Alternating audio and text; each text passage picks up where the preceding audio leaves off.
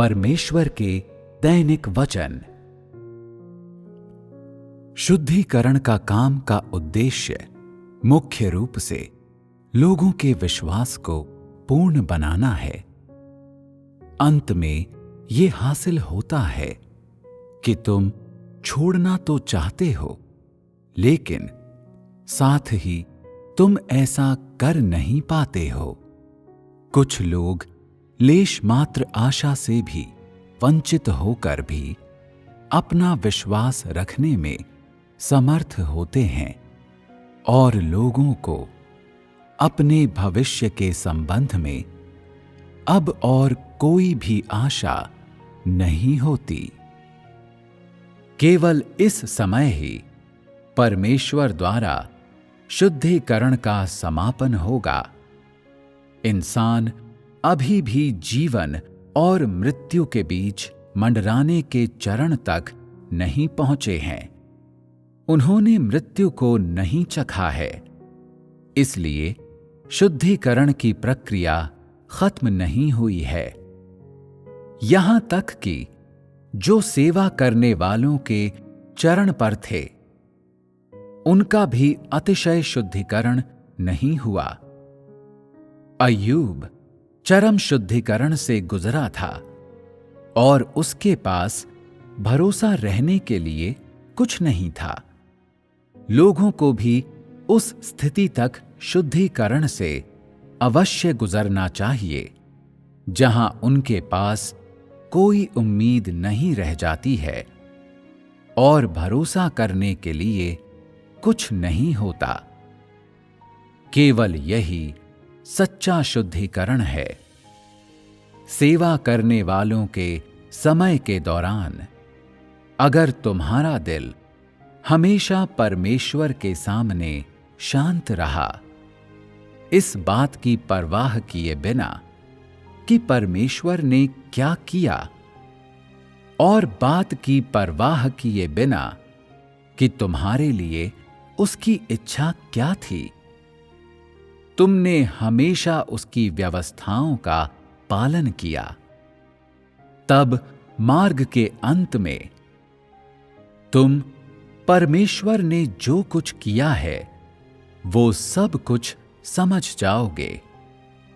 तुम अय्यूब के परीक्षणों से गुजरते हो और इसी समय तुम पतरस के परीक्षणों से भी गुजरते हो। जब अय्यूब की परीक्षा ली गई तो उसने गवाही दी और अंत में उसके सामने यहोवा प्रकट हुआ था। उसके गवाही देने के बाद ही वो परमेश्वर का चेहरा देखने के योग्य हुआ था। ये क्यों कहा जाता है, मैं गंध की भूमि से छिपता हूं, लेकिन खुद को पवित्र राज्य को दिखाता हूं?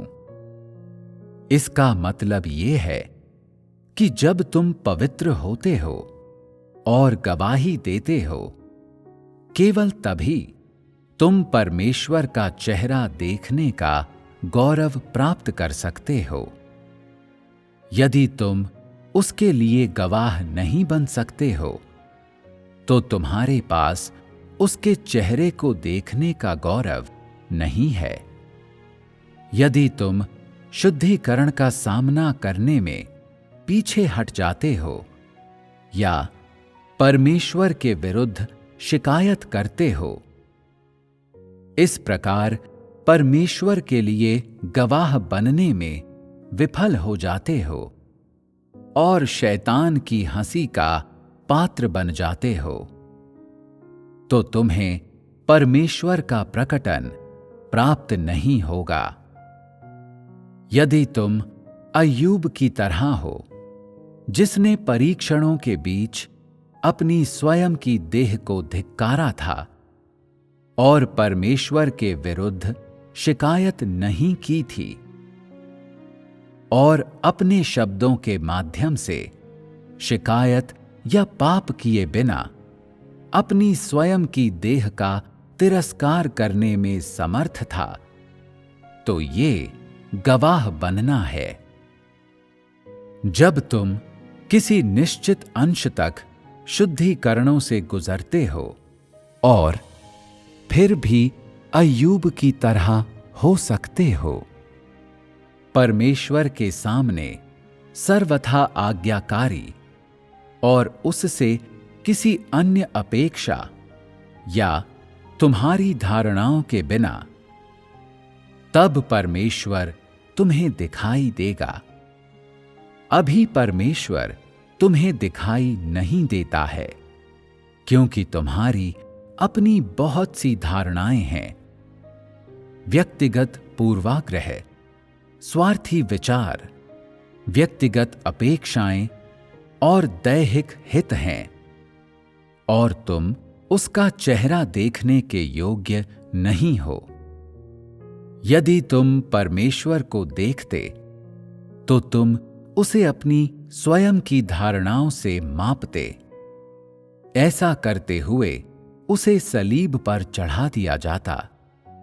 यदि तुम पर कई चीजें आ पड़ती हैं जो तुम्हारी धारणाओं के अनुरूप नहीं हैं, परंतु फिर भी तुम उन्हें एक ओर करने और इन चीजों से परमेश्वर के कार्यों का ज्ञान पाने में समर्थ हो, और शुद्धिकरण के बीच तुम परमेश्वर के प्रति प्यार से भरा अपना हृदय प्रकट करते हो, तो ये गवाह होना है।